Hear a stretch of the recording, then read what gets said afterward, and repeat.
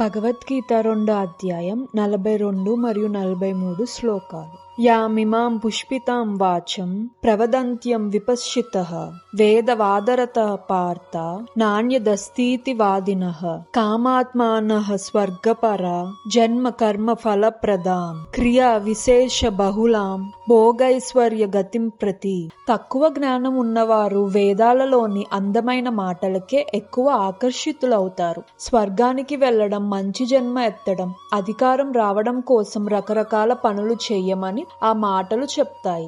కోరికలు, భోగాలు కోరుకునే ఈ జనాలు దీనికి మించినది ఇంకేమీ లేదు అని అంటారు. తాత్పర్యం: సాధారణంగా ప్రజలు అంత తెలివైన వారు కాదు, మరియు తమ అజ్ఞానం వల్ల వారు వేదాలలోని కర్మకాండ భాగాలలో చెప్పబడిన ఫలాపేక్ష కర్మల పట్ల తీవ్రంగా ఆకర్షితులవుతారు. మద్యం, స్త్రీలు లభించే మరియు భౌతిక ఐశ్వర్యం సాధారణంగా ఉండే స్వర్గంలో జీవితాన్ని అనుభవించే ఇంద్రియ తృప్తి ప్రతిపాదనల కంటే మరేది వారు కోరుకోరు. స్వర్గలోకాలకు ఉన్నతీకరణ కోసం ముఖ్యంగా జ్యోతిష్ఠోమ యజ్ఞాల వంటి అనేక యజ్ఞాలు వేదాలలో సిఫార్సు చేయబడ్డాయి. తక్కువ జ్ఞానం ఉన్నవారు వేద జ్ఞానం యొక్క మొత్తం ఉద్దేశం ఇదేనని భావిస్తారు. అలాంటి అనుభవం లేని వ్యక్తులు కృష్ణ చైతన్యం అనే దృఢమైన కార్యాచరణలో నిలకడగా ఉండడం చాలా కష్టం. మూర్ఖులు విషపూరిత చెట్ల పూల ఫలితం తెలియకుండా వాటికి ఆకర్షితులు అయినట్లే అజ్ఞానులు కూడా అలాంటి స్వర్గపు ఐశ్వర్యానికి,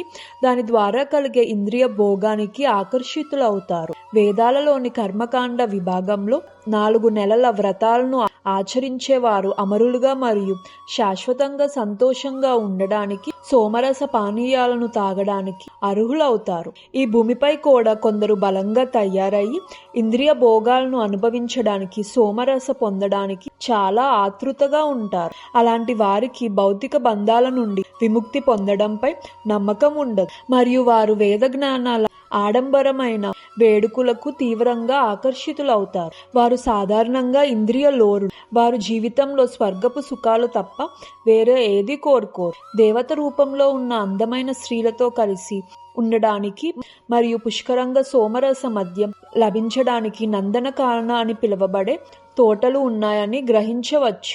అలాంటి శారీరక సుఖం నిశ్చయంగా ఇంద్రియ సంబంధమైనది. అందువల్ల భౌతిక ప్రపంచానికి అధిపతులుగా అలాంటి భౌతికమైన తాత్కాలికమైన సుఖానికి మాత్రమే పూర్తిగా ఆకర్షితులయ్యేవారు ఉంటారు.